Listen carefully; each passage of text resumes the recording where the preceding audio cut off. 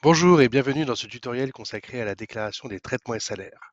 Quand vous êtes sur la page principale de la déclaration, vous devez cocher la case Traitements et salaires.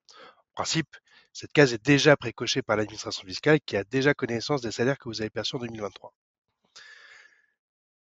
Lorsque vous êtes sur la page des traitements et salaires, les salaires perçus en 2023 sont déjà pré-remplis en case 1AJ à 1DJ selon la personne qui perçoit les revenus au sein du foyer fiscal. Le montant pré-rempli correspond, en principe, au montant figurant à la ligne nette cumulée imposable de votre dernier bulletin de salaire de l'année 2023.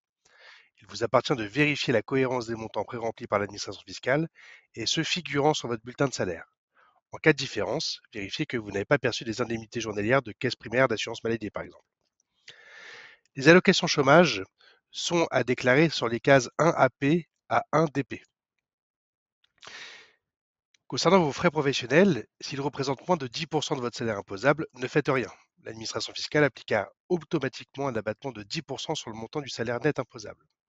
En revanche, si vous estimez que vos frais professionnels sont supérieurs à 10% de votre salaire net imposable et que vous êtes en mesure de pouvoir les justifier, à l'aide de factures par exemple, vous devez établir la liste de vos frais et les reporter la somme en case 1AK à 1DK.